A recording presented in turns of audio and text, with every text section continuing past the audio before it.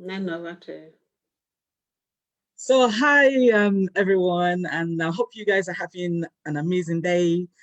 Today our topic for discussion is breaking the silence and stigma attached to mental health. And obviously this is in the lieu or wake of the Harry and Meghan interview, which is creating like a ripple, and everyone is talking about it.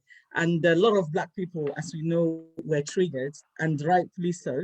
So before we start, my name is Neno Bani, and I'm going to be anchoring this discussion. So I would like to invite everybody else to introduce themselves and what they do. So I'll start with you, Patricia. Hello, everyone.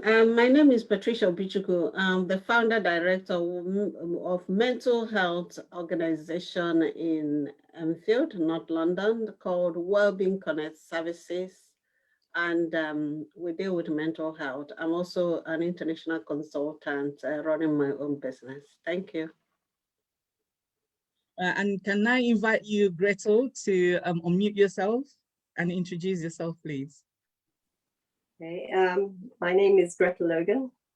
I've recently become a counselor, so I'm a counselor in practicing person-centered counseling. And yeah, prior to that, I was in finance. I'm a grandmother, and I take care of my grandchildren on the side as well. So yeah, a lot of personal experience behind me. But yes, I'm happy to be in here. Lovely to have you. And last but not the least, Charmaine. Hi, good afternoon, everyone. I'm Charmaine Ali. I'm from Rebound Finances. I'm a finance coach, an entrepreneur, businesswoman.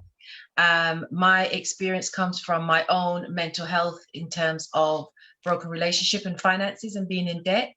So, and also working within various institutions, well established within the education and within corporate UK in terms of what I faced in racism. So yeah. Wow, great to have you. Thank you. So before we start, yeah, it's a very big topic. But before we start, people need to understand what actually is mental health.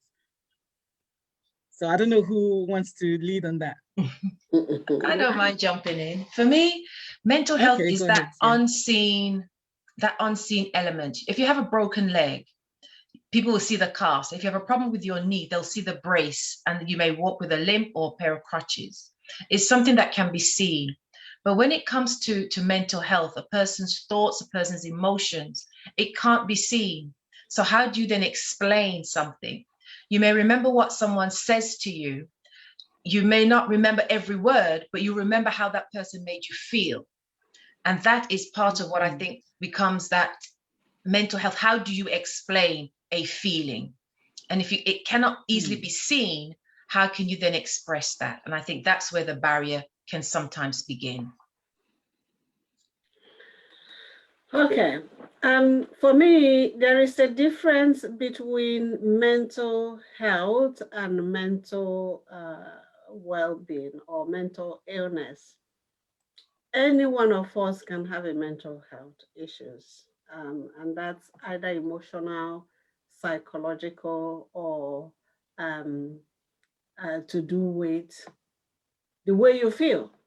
However, mental illness is when it has graduated to you having a clinical diagnosis and then having to be treated in one way or the other. So mental health is a big issue that 1 in 4 people in their life will go through. It has no barrier, it has no boundary. It does not respect man. It can affect anybody. That's what mental health is all about. I think I pass it to Gretel because the host seems to be having a little hitches, so I will be stepping in for her before she come back. Gretel, back to you. Well, I just feel mental health is some psychological disorder which is often in someone's psyche. Usually it's emotional and translates into behavioral, but often it's something unseen, as we've heard from others today. And often because it's unseen, people take it for granted and don't give it the kind of credence it needs in the society. And it's often overlooked. And where people are really suffering from mental health disorders, they're often unheard, often misunderstood, and people basically don't see it. It goes unnoticed. And there has been a lot of highlights about it recently, but in general, a lot of people do suffer. Like we've heard, 4 in 1 people do suffer from mental health problems. And it is a very, very serious matter in our society today. Wow, that's really, it's incredible. But I just have to do a quick apology. I disappeared for 1 second. The other device was technical difficulties. Sorry about that. So we're just going to get straight in on what things do you think can actually impact on one's mental health and things like that? Can I throw that to you, Patricia? Yes. Well, anything can impact on one's mental health. Okay. To start with, employment, families, environmental issues, even with what is happening now, COVID, a lot of people are going through mental health issues. Anything in life.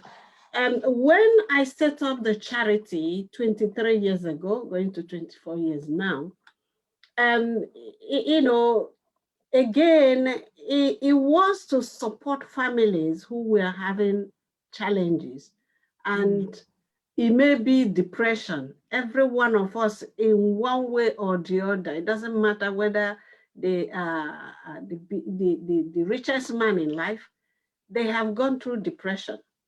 Okay, so if you categorize what is mental health, it is very broad, and anything can affect it. Women can suffer postnatal depression, that's mental health. But from our background, when we talk about mental health, we associate it with madness. You understand? We associate it with madness. Yeah. But instead, we accept what is called breakdown as a mental illness.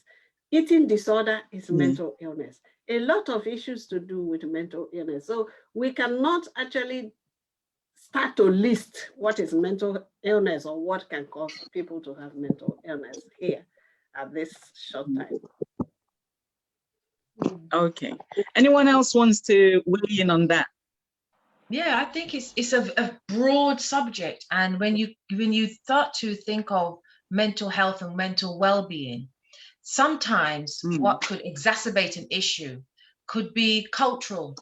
So there could be things, you know, I know my children's paternal grandmother, she had mental health in terms of postnatal depression, but it wasn't recognized 50 something odd years ago.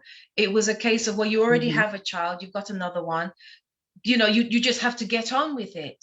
And I think when things are not addressed in a caring fashion, it can lead to other things. So had she had the extra support she would have needed, she may not have gone down the road of clinical depression in that sense, where, you know, yes, she had one child, but she had them quite close together. There wasn't that extra support, and you're in a new country. Who do you go to? You haven't got your normal network of people. So it's a case of, where is that support coming from? And it could be seen that, well, you're not the first to feel a little bit low, you'll be okay. And it can, again, cause a person to feel inadequate and embarrassed and ashamed because they're not feeling joyful that they've had this new baby and, you know, and everything's going wonderful. So the stigma with that, it exacerbates because of this feeling of shame, because of this feeling of, well, who do I turn to? And if you have that isolation, I think it can add to an already precarious position in terms of your emotion. That's a very good point, that you mentioned about the shame and the culture. So we're going to go back to the topic that we're obviously going to discuss today, which is the issue of Harry and Meghan, the interview, and how people were triggered by some of the points that were raised throughout the interview. Obviously, the fact that one of them being the fact that she wasn't listened to. I remember Oprah saying, "Were you silent or were you silenced?" Mm-hmm. And that actually, it was something that made me, I went back to actually kind of like think about it. And obviously my own personal, will I say, experience when it came to like the way I felt when I felt trapped, and did I feel silence or was I silent or was I silenced? So I wonder if anyone can speak on that. Okay. I'm sort of looking at Meghan and coming from her. I think when we look at the cultural aspect of this royal family and where Meghan has come from, we can see a huge disparity there. And, watching the interview, which I did, and which I was quite like everybody else, what I heard was basically very, very shocking in some respects. Is, I guess, for her, the isolation and perhaps the misunderstanding, because, often when you're misunderstood and perhaps even being isolated, or a person of color, and suddenly trusting this, environment of class and, prestige and royalty, I'm not surprised if there'll be elements of this, that cultural shock, being misunderstood. And she did talk about, coming from a place where, in the US, our upbringing is just, the way of our understanding of when she talked about curtsying to the Queen. She was not expecting even, that was done within the family structure, that you still have to curtsy to your grandmother. And here again, you hear that. And I was thinking, even at the same time, that in my culture, coming from an African background, we actually do that as a normal thing. When you see an older person, you respect, you bow, So in terms of that sort of being sort of isolated, obviously, as Charmaine said, isolation, embarrassment, perhaps not even having anyone to talk to, because she was kept alone for several months. During that period, not being able to speak to anybody, not being heard or understood. There's other factors that would lead to mental health breakdown. And we heard, as she narrated our story, a lot of the very, very, red flags as she narrated our story, that, certainly accounts for a breakdown, which she said she was beginning to feel suicidal at a point. For me, probably feeling there's no way out. Yes. Yeah. So sorry, Patricia. Yeah, I wanted to say I really commend the two of them. They are the bravest people I've seen. The reason I commend two of them was that for them to come out openly to share what they have gone through, I could identify with it from beginning till the end.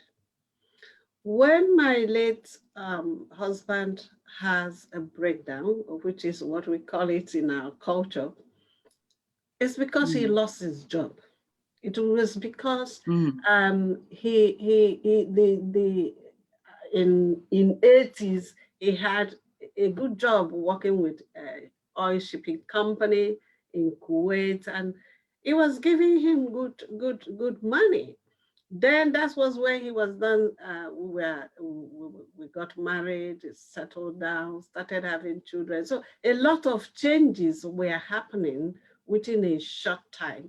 And then upon that, he lost his as a breadwinner, he lost his job. That was a big blow, okay? A big blow for him. But the culture that we came from will silence you from, so using the word that Oprah used, will silence you from receiving support. You understand?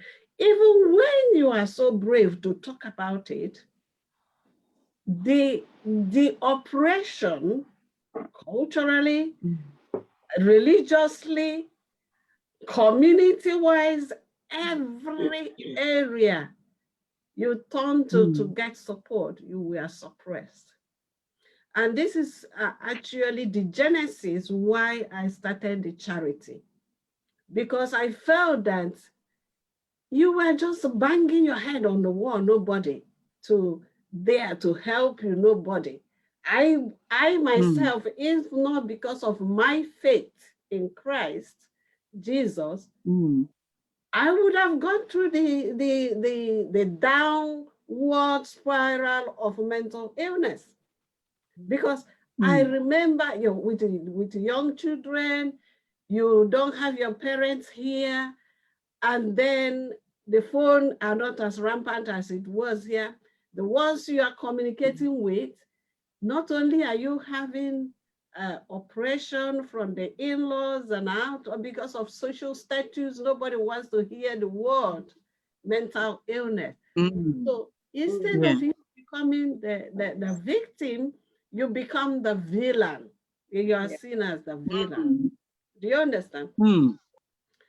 So it was a struggle, because nobody wants to support you, nobody wants to accept it.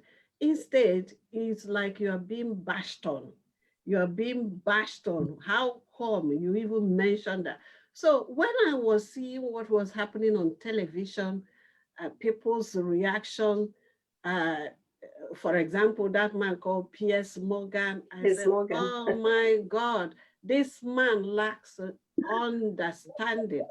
It doesn't matter what you think. With him, it's more than that. It doesn't matter what you think. It is how the person feels that matters. True. I am the only person who can explain how I feel.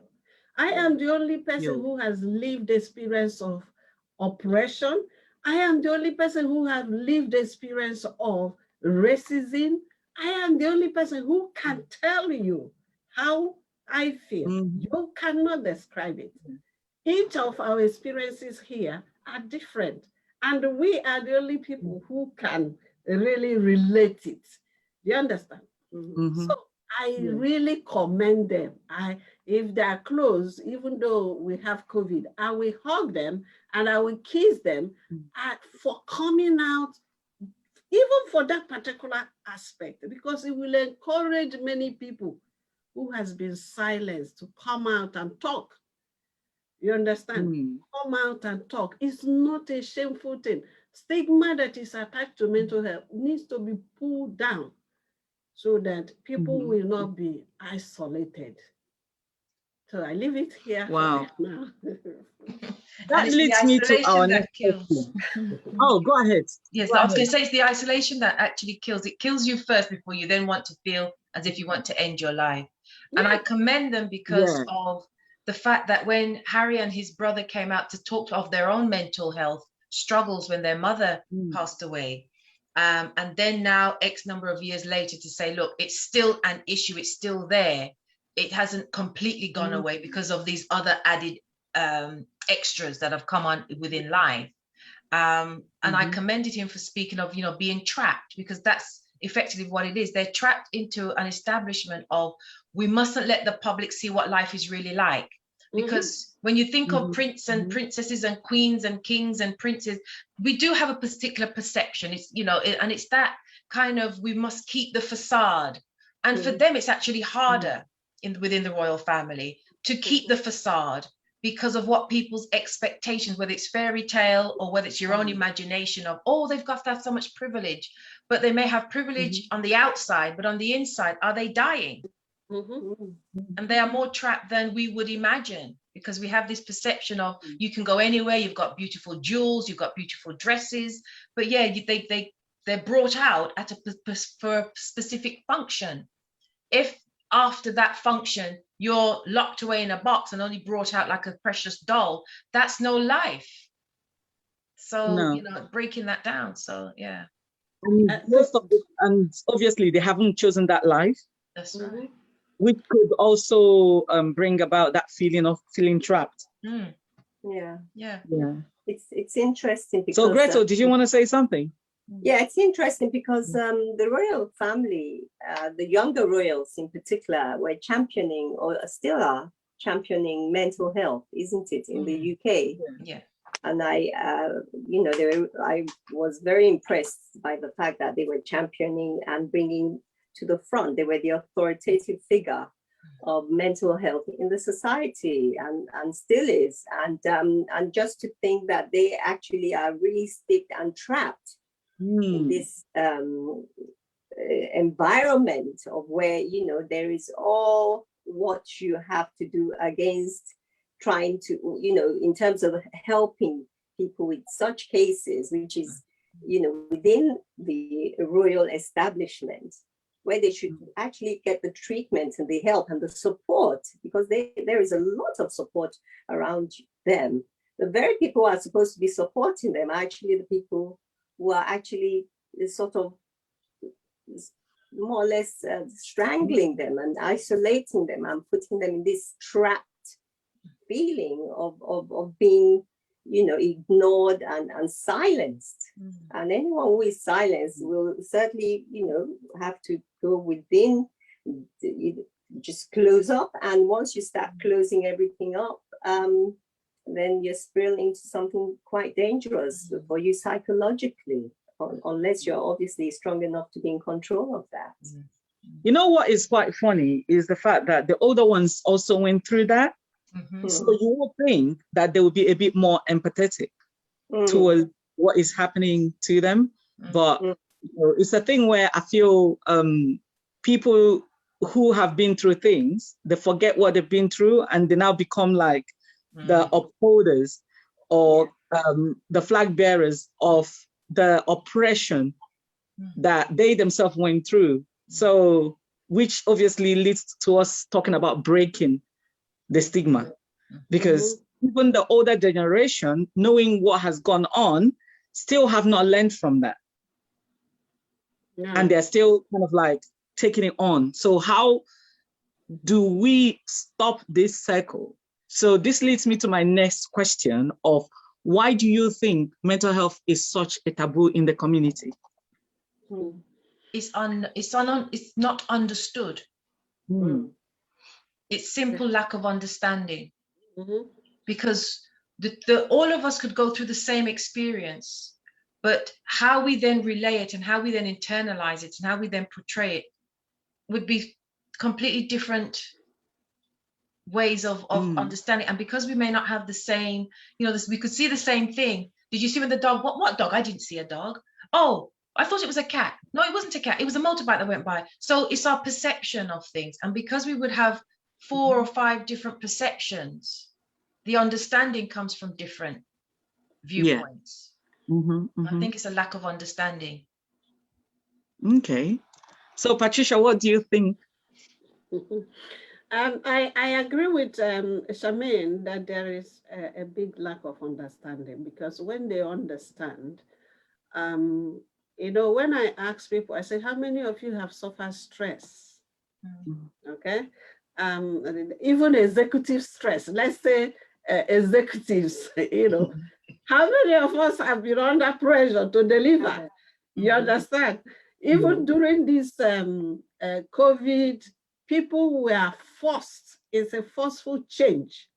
You have to be forced to change attitude. You have to, that alone brings stress. That alone can trigger somebody's mental illness. People just, you know, getting upset unnecessarily, snapping on people unnecessarily. That is mental illness. But they don't understand that, because of the connotation that is put on mental illness as madness.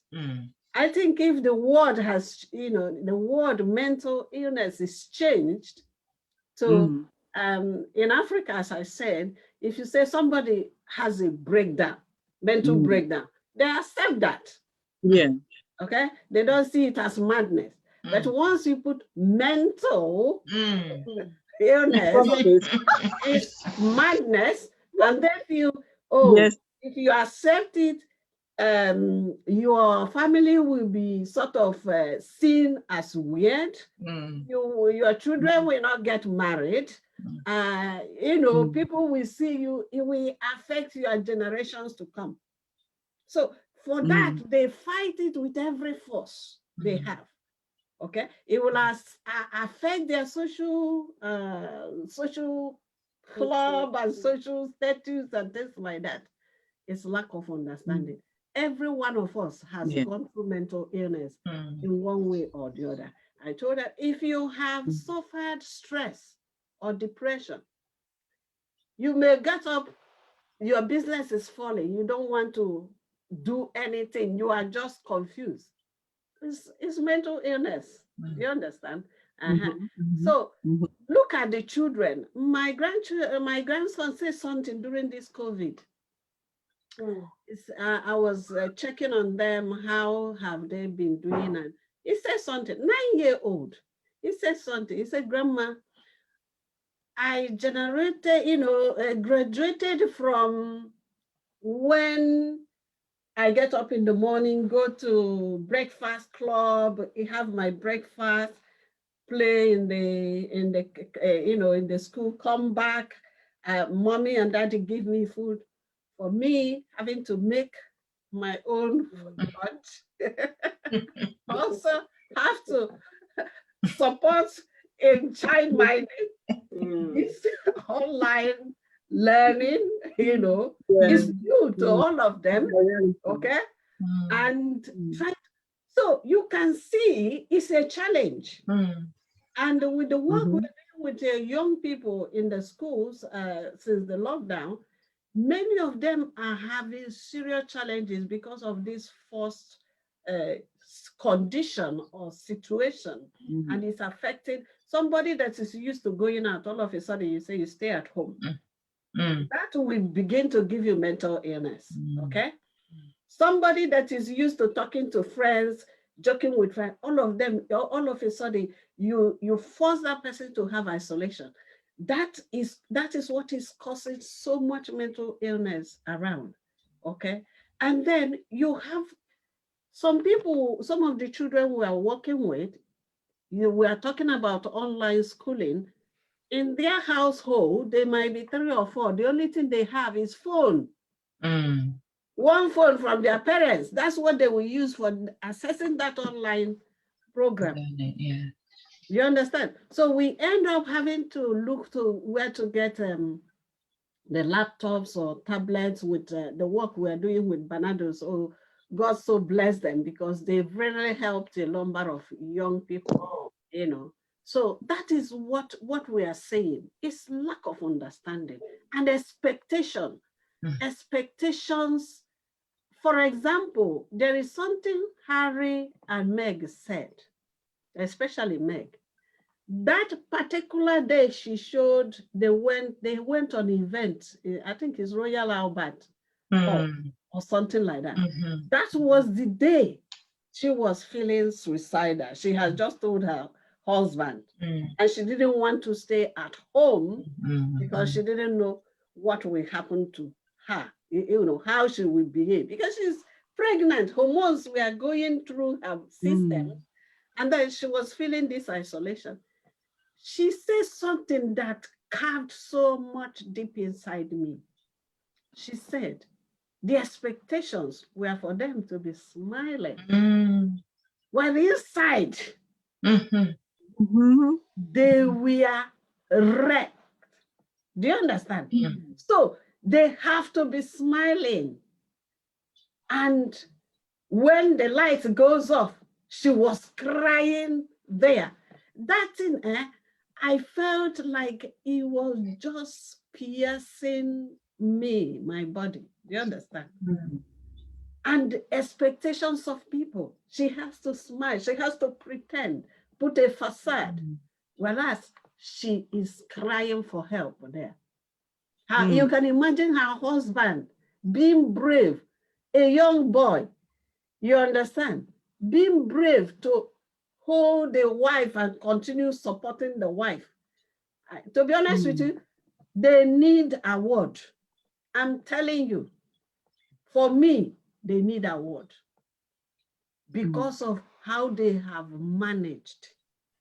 And most importantly, I will shut up after this, is for him to embrace the challenge and say, you know what? I need to break through this. I need to break forth. I need to save myself, save my children, save my wife, save my... It is the bravest man that can do that. You understand? Not minding what, but let me break forth. And I think that is going to ring a bell to most of us in breaking the stigma attached to mental health. Don't let it crush you. Break out and say, no, let's talk about it. Let's talk about mental health. Let's talk about how you feel. Thank you. Wow, wow, that was powerful, very powerful. So if someone who is going through mental health issues is watching us today, what advice would you give them on how to seek help? Okay, as a mental health charity, I start by saying to people, it is good to talk. Okay, it is good to talk. We understand that to start with, at times people find it difficult to even tell their loved ones how they feel, because that's where there is oppression. There is a cultural suppression, institutional suppression, religious suppression.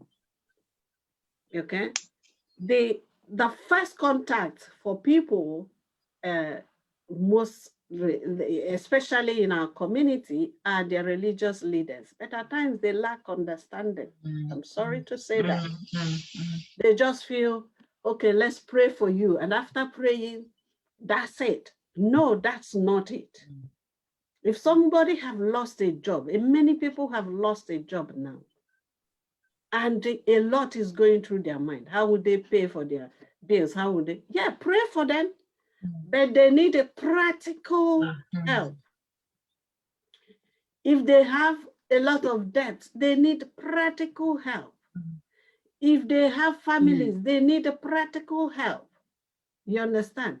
So there is a tool like design which we use for assessment in even training the social workers, student social workers in our placement. It's called TRADIC. It's looking at individual as a whole that has the spiritual, that has the physical and psychosocial needs. You understand? So help the person by assessing what needs they have and how to signpost them. If you don't know where to signpost them, just Google your local council, local authorities, and you will see a list of organizations that deal with mental health in your area. Talk to them in private. Talk to them in confidence. They will guide you. They will show you what to do or what party. Don't be ashamed. Any one of us. I have gone through depression. And all of us have experienced depression in one way or the other. Stress. Okay, stress is depression. Stress can cause you depression. It doesn't mean until you start taking pills or that you are diagnosed. And one thing I found with Africans, because of the stigma that is attached to mental health for Black people, they don't assess the required support on time. Prevention is very, very key. They don't assess it on time until it degenerates to the extent that you cannot, the person is forced into the institution or they begin to force them to take medication. Intervention, early intervention is very, very important. So seek help, seek counseling. Don't just, if you start feeling, one, you don't want to get up in the morning, you just want to lie down. If you are very getting tired, it's not issue to do with physical health issues, but it's to do with your mental, you're getting tired, you're not sleeping well. Please, it is time to seek help. It is time to see, who will I talk to? What is going through my mind? Especially women who they are domestic engineers. They have to handle husbands or children, their own work, their this, that this. Please talk to somebody. It is important. You see, Meg and Harry decided to break the silence, talk to people how they feel. And talking therapy helps. When you talk, it leaves, it lifts something from you. So that would be my advice. Don't keep silent. It is time to break forth and talk to somebody who can help you or who can signpost you to somewhere else. If the person you talk to, let's say you talk to your pastors, you talk to your imams, and they just pray for you and that's it. Look for professionals. Look for somebody else you can talk to. Okay, so that's if you want to talk to us and you are in Enfield or you are in London, you can visit us. We are www.wellbeingconnectservices.org. wellbeingconnectservices.org. You can contact us and we can talk to you. God bless you. Thank you so much. So Gretel, do you want to weigh in on that? Yes, I echo very much a lot of what Patricia has just talked about just now about, what you do need to do when you feel you're going down this depths of isolation, depression, and this mental health breakdown. And quite often the elements of where people are not even aware of having mental ill health. And there is a huge difference between mental ill health and mental health. So we're talking about the mental ill health, which means, even as Patricia described, when you're tired, you can't even get up, you can't, do your cleaning or cooking or caring for your children or even yourself. I think it's time to seek help because there is something wrong. And people, a lot of women in particular, are very, very unaware of this. And clearly we're, going through this season of COVID, having all the responsibilities of, like you described very clearly, Patricia, cooking, cleaning, homeschooling, working from home, and, where we have, especially in London, women who are single parents in particular, trying to cope with all of this and not even having the technology in their homes to help their children. All of this pulled together can spiral anybody into just despair and just not being able to cope. And before long, you find yourself spiraling into a place where you just can't cope anymore. You get overwhelmed with what life is throwing at you. And this is the time to seek help and support. And a lot of people sometimes, like we said, there are areas of where people feel, oh, they're stigmatized. If I go and try and get some help, I might be stereotyped or stigmatized, and people, I think there's something wrong with me if I say there's, they might now box me or label me into this, mental health wording, which they don't like the label. But that label, mental health, really simply is you're struggling psychologically. It's as simple as that. And I think it's the awareness, people need to be educated. There's got to be a huge, wide education of our communities, in particular the Black community and perhaps Asian community, the stigma attached and the stereotypes attached to mental ill health, which perhaps every single person, I actually feel you're not human if you haven't actually gone through some mental ill health in your life. Doesn't make you a human being, because we all have elements of stress. We all have elements of, days of despair and just being overwhelmed with life. Life throws us very, very difficult things sometimes, and we all have to go through it, but you don't need to suffer on your own. That's the good news. You don't need to suffer on your own. Sorry to cut you off there, but we need to round up now. And before we go off, can I invite you, Charmaine, to give like final words of hope for anyone who is going through a tough time and they don't feel like there's light at the end of the tunnel, or they don't see any way out? You're not, you may feel on your own, but you're not on your own. The statistics that Pat gave at the beginning, 1 in 4, there are 4 of us ladies here. 1 of us have gone through. And in fact, I know 2 of us have gone through. So maybe perhaps all 4 of us have gone through. So when you think you're the only one, you're not the only one. And, it does take courage to speak up, but that courage you can get from within. There is help available. But if you don't speak and say that you need help, or if you don't cry out, then people won't know that you need help. If you're thinking, well, I can't go to my GP because of the way things are, there are various listening services. So, don't keep quiet. You're not on your own. There is a way out, and there is a light at the end of the tunnel. And there will be somebody there who will walk you through that tunnel and help you get out of that ditch. So silence is not an option, because being in that silence, it then causes your feelings of negativity to exacerbate. And that brings you to that place of hopelessness and wanting to end everything. But there is an answer. There is a way out. There is light. You're not on your own. And so, though you may feel on your own, your feelings are valid, but don't keep quiet. Reach out, as Pat was saying, well-being. It's there. It's a resource. Something is available.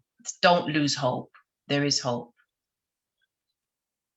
Wow, thank you so much. It has been an insightful and exciting discussion, and I'm sure everybody enjoyed this session. We hope to be able to bring more of these sessions your way, so stay tuned. So thank you, everyone. Thank you, Patricia. Thank you, Gretel. And thank you, Charmaine. Till we see you guys next time. Bye from me. Thank you. Thank you. Bye. Thank you, Nana. Bye-bye. Bye.